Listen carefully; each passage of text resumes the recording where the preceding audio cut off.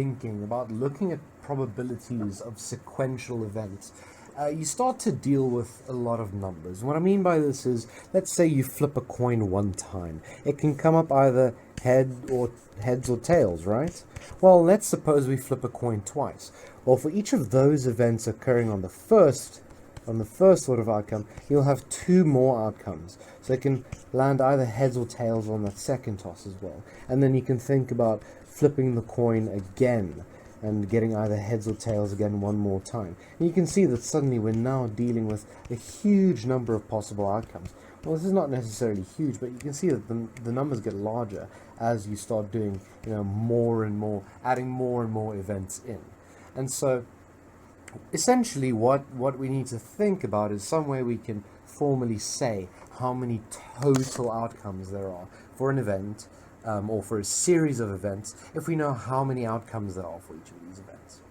So we can see that flipping a coin yields two different events, and then each one of those two events can yield two different sub-events, and vice versa. And so we can see that every time we repeat our experiment, or every time we take a new measurement, or observe a new outcome, there are two possibilities, and every time we or rather the number of total possibilities gets multiplied by 2, it gets 2 times as large. And so we can see that if we want to work out how many total events there are, you can find that by taking the total number of events that can occur on your sort of first observation, multiplied by the total events that occur on your second observation. So you can think of each of these observations as flipping a coin or removing a card from a deck. But, we can essentially say that that'll just be equal to, a whole big product of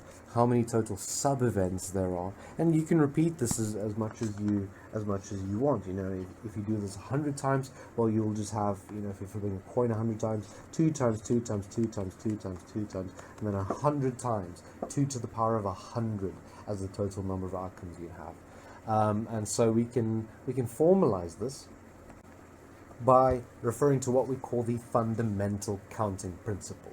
And it states that if there are n1 outcomes in event A, or rather event 1, and n2 outcomes for event 2, and n3 outcomes for event 3, and actually this should be a k, and that shouldn't be a 2, because this represents that, you can do this as many times as you want to, until any integer value k.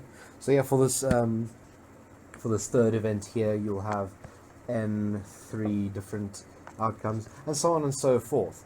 Then essentially this is the event chain that you can think of as being added to every time we take an experiment. So, in the case of flipping a coin 100 times, you can see it'll just be 2 times 2 times 2 100 times. So there will be 2 to the 100 different outcomes, on that you could get from flipping a coin 100 times. Now that's a pretty staggeringly large number, but when it comes to counting problems like this, we do deal with large numbers, but we do find very neat patterns in the forms of factorials and such to help us do our calculations quite easily.